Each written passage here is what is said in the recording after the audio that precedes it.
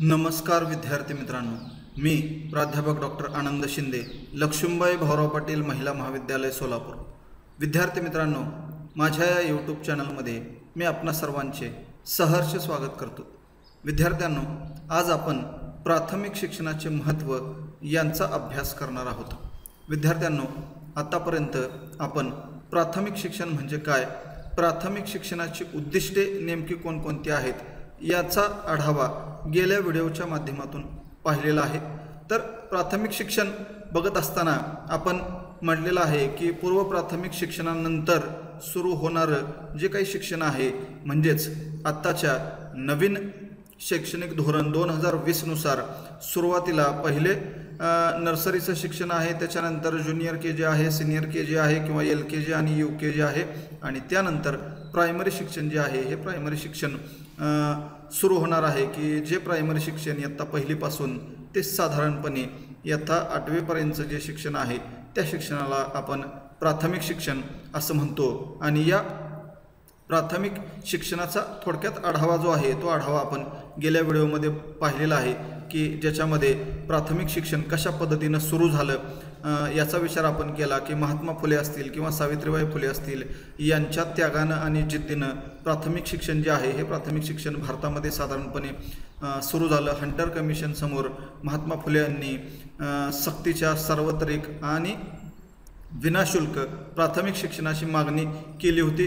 त्यानंतर नामदार गोखले असतील, छत्रपती शाहू महाराज असतील, सयाजीराव गायकवाड महाराज असतील, या तिघांनीही आपापल्या पद्धतीनं आपापल्या संस्थानांमध्ये प्राथमिक शिक्षणाची सुरुवात करून प्राथमिक शिक्षणाची मुहूर्तमेढ त्या काळामध्ये स्वातंत्र्यपूर्व काळामध्ये रोवली गेलेली आपल्याला दिसेल। त्यानंतर स्वातंत्र्योत्तर काळामध्ये म्हणजे जेव्हा भारताला स्वातंत्र्य मिळालं तेव्हा 1950 साली जी काही राज्यघटना लिहिली गेली त्या राज्यघटनेमध्ये देखील 45वा कलम आहे की ज्या कलमामध्ये उल्लेख आहे की प्राथमिक शिक्षण जे आहे हे प्राथमिक शिक्षण सक्तीने सार्वत्रिक आणि विनाशुल्क देण्याची जबाबदारी ही शासनाची आहे। मात्र जसं आपण बघितलं की स्वातंत्र्य मिळून आज 73 वर्षे पूर्ण झाली तरी देखील 100% बालकांपर्यंत हे शिक्षण अजून पोहोचलेलं नाही किंवा 2009ला शिक्षण हक्क कायदा आला, 2010 पासून त्याची अंमलबजावणी सुरू झाली, त्यालाही आज 10 वर्षाचा काळ लोटलेला आहे, तरी देखील वय वर्ष 6 ते 14 या वयोगटातील जे काही विद्यार्थी आहेत की ज्यांना प्राथमिक शिक्षण देणं विनाशुल्क देणं ही शासनाची जबाबदारी आहे। परंतु अजून देखील अनेक विद्यार्थी आपल्याला शालाबाह्य आढळतात की जे शिक्षणापासून वंचित आहेत। आणि मग त्यानंतर आपण प्राथमिक शिक्षणाची उद्दिष्टे बघितली की लेखन वाचन आणि गणिती कौशल्याचा विकास करणं, त्याचबरोबर समाजोपयोगी उत्पादक कौशल्याचा विकास करणं, सामाजिक सभ्यता शिष्टाचार विद्यार्थ्यांच्या अंगी बाणवणं, त्यानंतर सामाजिक बांधिलकी असेल, सहकारी वृत्ती असेल, देशाविषयीचा अभिमान असेल यासारखे गुण विकसित करणं, आणि भारतीय संस्कृती जी आहे त्या भारतीय संस्कृतीचा परिचय करून देणं, अशा पद्धतीची उद्दिष्टे आपण जे डॉक्टर JP नाईक यांनी मांडलेली होती ही उद्दिष्टे आपण पाठीमागच्या व्हिडिओच्या माध्यमातून पाहिलेले आहेत। आणि यानंतर मग आता आपण प्राथमिक शिक्षणाचं नेमकं काय महत्त्व आहे हे प्राथमिक शिक्षणाचं महत्त्व आता या व्हिडिओच्या माध्यमातून अभ्यासणार आहोत। हे महत्त्व बघत असताना आपल्याला असं लक्षात येईल की प्राथमिक शिक्षणाचं महत्त्व सांगत असताना त्याच्यातला पहिला मुद्दा आहे बघा की व्यक्ती, समाज आणि राष्ट्र विकासासाठी प्राथमिक शिक्षण महत्त्वाचे आहे किंवा प्राथमिक शिक्षणाची गरज आहे। म्हणजे एक व्यक्ती म्हणून त्या व्यक्तीचा विकास करणं, ती व्यक्ती ज्या समाजामध्ये राहते त्या समाजाचा विकास करणं, आणि जो समाज की ज्या राष्ट्राचा एक अविभाज्य घटक आहे त्या राष्ट्राचा विकास करणं, अशा पद्धतीनं ह्या तिन्ही ज्या गोष्टी आहेत या तिन्ही गोष्टी एकमेकांवर अवलंबून आहेत। कारण व्यक्तीचा विकास झाल्याशिवाय समाजाचा विकास होणार नाही, समाजाचा विकास झाल्याशिवाय राष्ट्राचा किंवा देशाचा विकास होणार नाही। आणि त्यामुळं हा राष्ट्राचा विकास, समाजाचा विकास कधी घडून येईल जर त्या समाजामधील राष्ट्रातील नागरिक हे सुजाण असतील किंवा सुशिक्षित असतील, शिकलेले असतील, तेव्हाच त्या राष्ट्राचा विकास घडून येण्यासाठी मदत होईल। आणि मग प्राथमिक शिक्षणाच्या माध्यमातून जर त्या व्यक्तीचा विकास आपण घडवून आणला, त्या प्रत्येक व्यक्तीला, समाजामधल्या प्रत्येक व्यक्तीला जर सुशिक्षित बनवण्याचा प्रयत्न केला, शिक्षित बनवण्याचा प्रयत्न केला, किमान कार्यात्मक साक्षरता जरी त्याच्यामध्ये आणण्याचा प्रयत्न केला तरी देखील त्या व्यक्तींना ज्या काही अडचणी अडथळ्यांना सामोरं जावं लागतं त्या अडचणी त्या ठिकाणी दूर होतील आणि त्या व्यक्तीचा विकास त्या ठिकाणी होईल। त्याचबरोबर प्राथमिक शिक्षणाच्या माध्यमातून जे काही लाईफ स्किल्स आपण त्याला शिकवणार आहोत, समाज उपयोगी उत्पादक कौशल्य शिकवणार आहोत, जे वेगवेगळ्या प्रकारचे हस्तकौशल्य शिकवणार आहोत, त्याच्या माध्यमातून तो व्यक्ती आत्मनिर्भर स्वावलंबी बनण्यासाठी त्याला मदत होईल आणि त्या व्यक्तीचा विकास झाल्यानंतर आपोआप त्याच्या माध्यमातून समाज विकास घडून येईल आणि समाजाच्या माध्यमातून राष्ट्र विकास घडवण्यासाठी आपल्याला त्याची मदत होईल। म्हणून प्राथमिक शिक्षणाचं पहिलं महत्त्व जे आहे ते म्हणजे व्यक्ती, समाज आणि राष्ट्र विकासासाठी प्राथमिक शिक्षण हे अतिशय गरजेचं आहे। कारण आपण म्हणतो की देशाचं भवितव्य हे वर्गावर्गात घडतं। म्हणजे डॉक्टर कोठारे आयोगानं हे विधान केलेलं आहे की देशाचं भवितव्य वर्गावर्गात घडतं। म्हणजेच काय की उद्या देशाला जे लागणारे सुजाण नागरिक आहेत किंवा जे विविध कौशल्यांनी युक्त नागरिक आहेत, हे नागरिक शेवटी कुठं घडणार आहेत तर शाळेच्या वर्गामध्ये घडणार आहेत, महाविद्यालयांच्या वर्गामध्ये घडणार आहेत। आणि असे विद्यार्थी घडवण्याचं काम आपल्याला वेगवेगळ्या प्रकारच्या शिक्षणाच्या माध्यमातून करायचं आहे। त्यातलं प्राथमिक शिक्षण हा एक महत्त्वाचा घटक आहे किंवा सर्व प्रकारच्या शिक्षणाचा पाया आहे असं देखील म्हटलं तरी वावगं ठरणार नाही। आणि मग त्या व्यक्तीचा पाया जर आपल्याला मजबूत करायचा असेल तर त्याला प्राथमिक शिक्षण देणं हे गरजेचंच आहे किंवा त्या दृष्टीनं त्या शिक्षणाचं महत्त्व असलेलं आपल्याला दिसून येईल। त्यानंतर पुढचा मुद्दा आहे लोकशाहीच्या विकासासाठी। म्हणजे आपण म्हणतो की भारत हा एक लोकशाही राष्ट्र आहे आणि लोकशाही राष्ट्र म्हटल्यानंतर लोकशाही राष्ट्रासाठी आवश्यक असणारे लोकशाही युक्त नागरिक तयार करणं किंवा ज्यांच्या अंगी लोकशाहीची गुणवैशिष्ट्य अंगी आणलेले आहेत अशा प्रकारच्या नागरिकांचा विकास करणं हे देखील प्राथमिक शिक्षणाचं एक महत्त्वाचं वैशिष्ट्य आहे। आता लोकशाहीला आवश्यक असणारे गुण म्हणजे कोणते गुण आहेत तर समता, न्याय, बंधुता, स्वातंत्र्य यासारखे जे 4 महत्त्वाचे मूलभूत घटक जे लोकशाहीला आवश्यक असतात, त्या स्वातंत्र्य, समता, न्याय, बंधुता या 4 महत्त्वाच्या घटकांचा विकास प्राथमिक शिक्षणाच्या माध्यमातून व्यक्तीच्या अंगी जर आपण विकसित केले हे गुण तर ती व्यक्ती लोकशाहीसाठी आवश्यक नागरिक बनू शकते।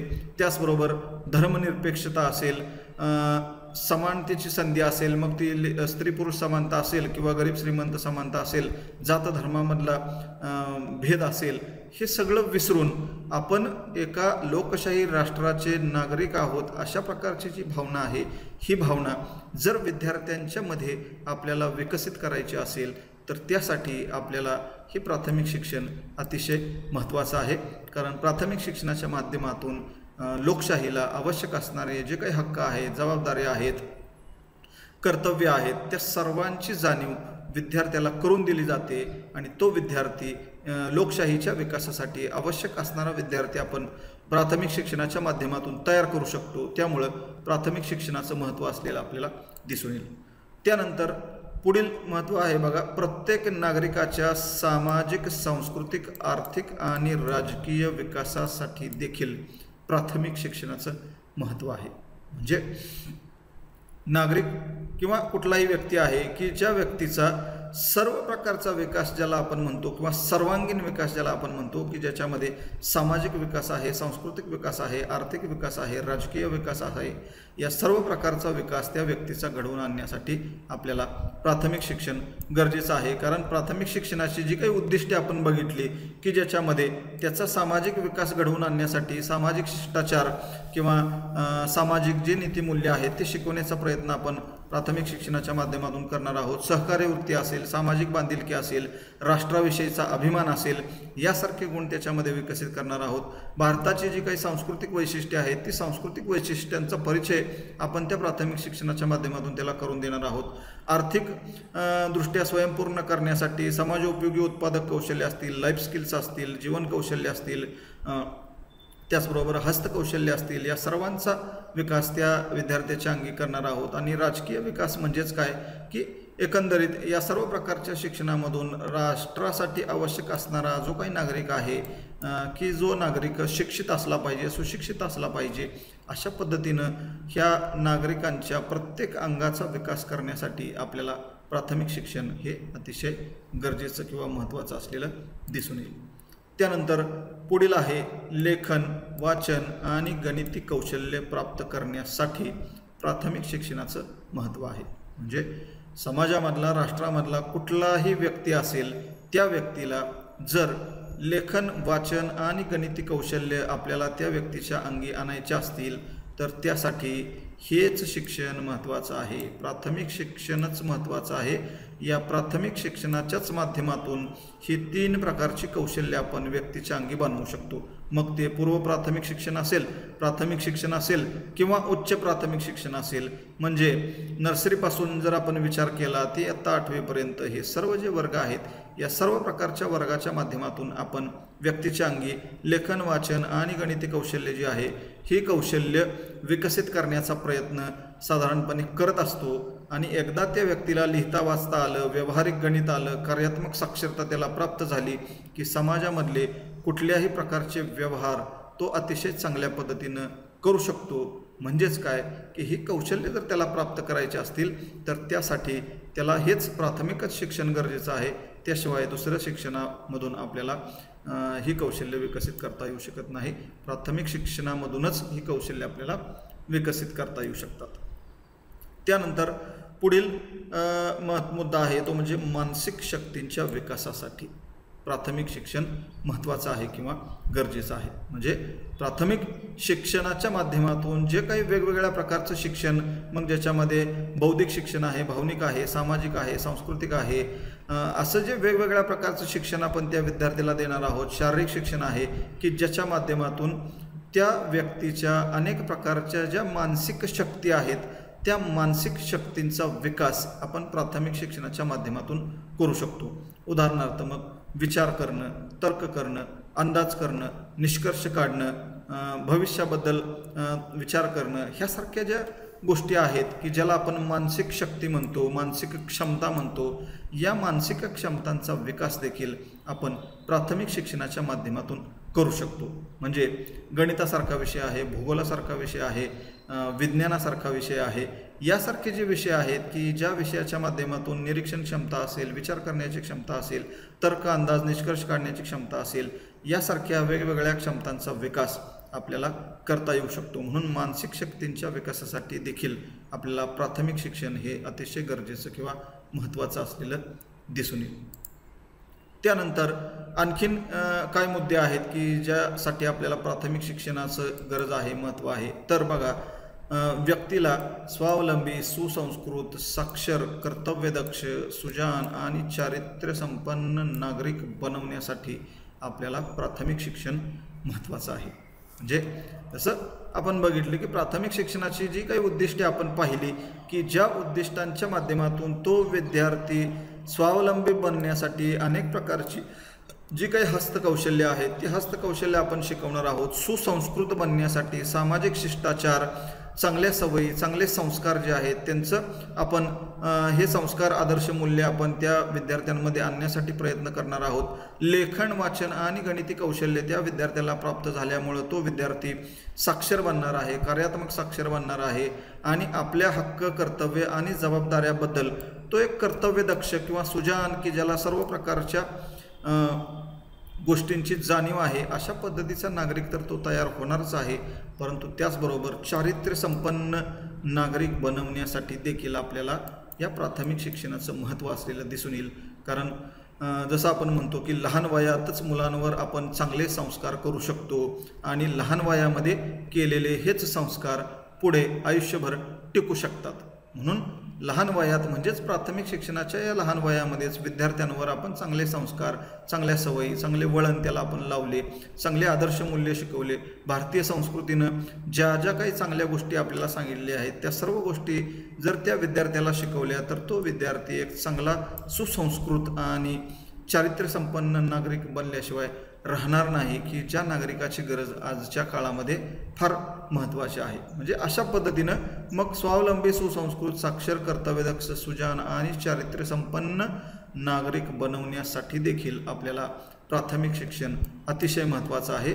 या प्राथमिक शिक्षणाच्या माध्यमातून या सर्व गोष्टी आपण साध्य करू शकतो.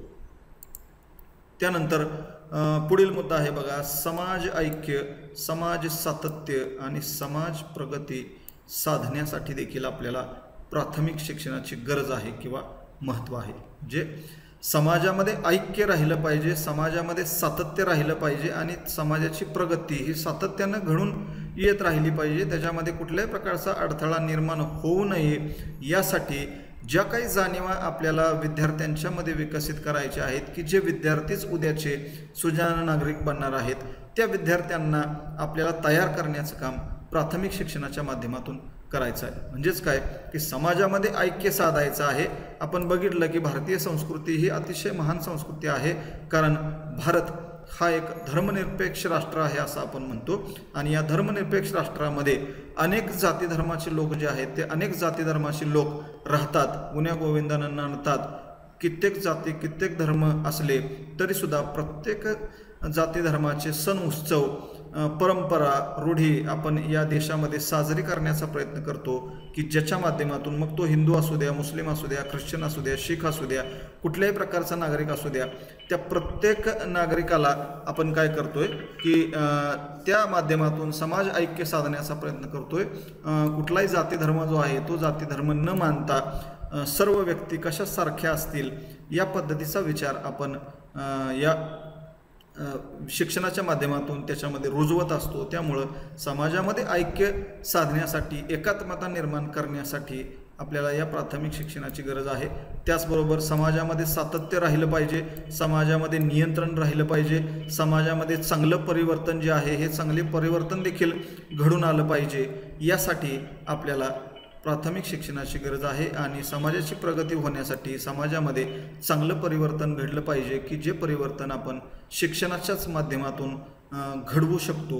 अशा पद्धतीनं समाज ऐक्य, समाज सातत्य आणि समाज प्रगती घडवून आणण्यासाठी देखील आपल्याला प्राथमिक शिक्षणाचं महत्त्व असलेलं दिसून येईल. त्यानंतर पुढील मुद्दा आहे तो म्हणजे समाज नियंत्रण आणि समाज परिवर्तनासाठी. म्हणजे सर्वात महत्त्वाच्या या दोन गोष्टी समाजाच्या हिताच्या दृष्टीनं आहेत की समाजामध्ये नियंत्रण राखता आलं पाहिजे. ज्या काही वाईट गोष्टी आहेत, अनिष्ट रूढी परंपरा आहेत, त्याच्यावर नियंत्रण आपण ठेवता आलं पाहिजे आणि समाजाची प्रगती साधण्यासाठी समाजामध्ये चांगलं परिवर्तन घडून आलं पाहिजे. ह्या गोष्टी या ठिकाणी महत्त्वाच्या आहेत.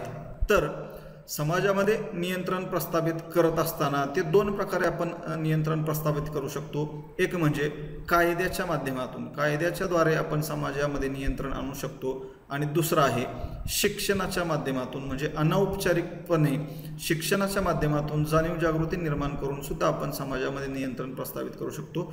कायद्याच्या माध्यमातून जे आपण नियंत्रण प्रस्थापित करतो ते कायदे शेवटी कायदे मोडण्याचं काम अनेक नागरिकांच्या हातून होत असलेलं आपल्याला दिसेल, कारण कायदे हे मोडण्यासाठीच असतात अशा प्रकारचा समज आपल्या भारतातल्या लोकांचा आहे. आणि त्यामुळं कायद्याच्या माध्यमातून फार आपण नियंत्रण ठेवू शकत नाही.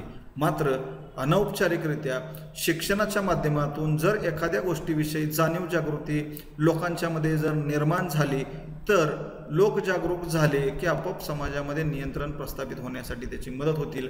मग अंधश्रद्धा असतील, जुन्या वाईट लोकरूढी असतील, परंपरा असतील, ह्या सर्व गोष्टींवर नियंत्रण ठेवण्यासाठी आपल्याला शिक्षणाची मदत घ्यावी लागते आणि प्राथमिक शिक्षणाच्या माध्यमातून हे काम आपण चांगल्या पद्धतीने करू शकतो. विद्यार्थ्यांमध्ये वैज्ञानिक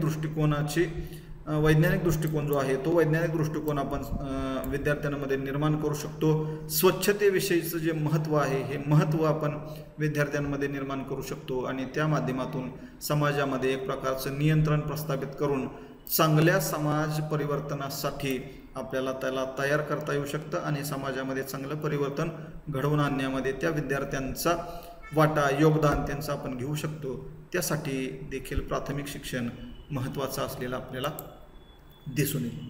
त्यानंतर पुढील मुद्दा आहे बघा, समाजातील अनिष्ट रूढी, अंधश्रद्धा आणि फोडसट समजुती नष्ट करण्यासाठी आपल्याला प्राथमिक शिक्षणाची गरज आहे किंवा महत्त्व आहे. म्हणजे जसं आत्ताच आपण वर उल्लेख केला की समाजामध्ये नियंत्रण आपल्याला प्रस्थापित करायचं आहे आणि हे नियंत्रण प्रस्थापित करत असताना समाजामध्ये जर सातत्य राहायचं असेल, समाजाच्या प्रगतीमध्ये जर सातत्य राहायचं असेल तर समाजामध्ये ज्या काही अनिष्ट रूढी परंपरा आहेत, अंधश्रद्धा आहेत, भोळसट समजुती आहेत, अज्ञान आहे, हे दूर झालं पाहिजे, कारण हे दूर झाल्याशिवाय समाजामध्ये चांगलं परिवर्तन घडून येणार नाही आणि समाजाच्या प्रगतीची गती जी आहे ही गती देखील वाढणार नाही। म्हणून आपल्याला जर या गोष्टी साध्य करायच्या असतील तर काय करावं लागेल, समाजामधल्या अनिष्ट रूढी परंपरा, अंधश्रद्धा, भोळसट समजुती या नष्ट कराव्या लागतील आणि हे कायद्यानं न करता आपल्याला काय करावं लागेल, शिक्षणाच्याच माध्यमातून जाणीव जागृती निर्माण करून करावं लागेल। आणि ही जी जाणीव जागृती आहे ही जाणीव जागृती आपण या प्राथमिक शिक्षणाच्या माध्यमातून विद्यार्थ्यांमध्ये करू शकतो आणि ह्या सर्व ज्या गोष्टी आहेत या सर्व गोष्टींना आपण थोडासा आळा घालू शकतो। म्हणून प्राथमिक शिक्षण या ठिकाणी महत्त्वाचं आहे। त्यानंतर शेवटचा मुद्दा आहे बघा याच्यातला, तो म्हणजे सांस्कृतिक वारशाचे संवर्धन आणि संक्रमण करण्यासाठी देखील आपल्याला प्राथमिक शिक्षण महत्त्वाचं आहे।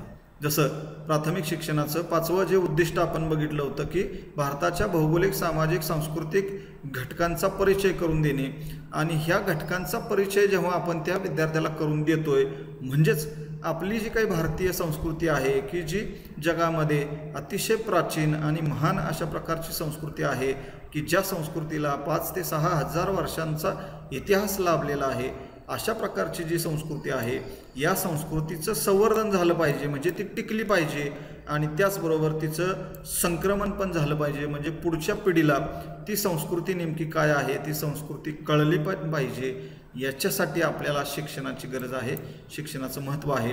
कारण प्राथमिक शिक्षणाच्या माध्यमातून ते उद्दिष्ट साध्य करत असताना आपण भारतातली जी काही संस्कृती आहे की ज्याच्यामध्ये मग ज्ञान असेल किंवा वेगवेगळ्या प्रकारचे ऐतिहासिक स्थळं असतील, सामाजिक सांस्कृतिक स्थळं असतील, वेगवेगळ्या प्रकारचं ज्ञान असेल, पुस्तकं असतील किंवा ग्रंथ असतील, अशा सगळ्या घटकांचं की ज्याच्यामध्ये भाषा आहे किंवा आहार विहार आहे, लोकरूढी आहेत, परंपरा आहेत, लोकांचं राहणीमान आहे, जे काही सण उत्सव आपण साजरे करतो त्या सर्वांचा समावेश या कशामध्ये होत असतो, संस्कृतीमध्ये होत असतो किंवा या सांस्कृतिक वारशामध्ये होत असतो। आणि हा जो भारतीय सांस्कृतिक वारसा आहे तो अतिशय महान आहे की जो सुरुवातीच्या काळामध्ये केवळ मौखिक पद्धतीनं प्राचीन काळामध्ये एका पिढीकडून दुसऱ्या पिढीकडं घेऊन जाण्याचं काम केलं, त्याचं संक्रमण केलं, संवर्धन केलं आणि आजच्या काळामध्ये तर अनेक साधनं आपल्याकडे उपलब्ध आहेत की ज्या साधनांच्या माध्यमातून आपण या ज्ञानाचं संवर्धन करू शकतो किंवा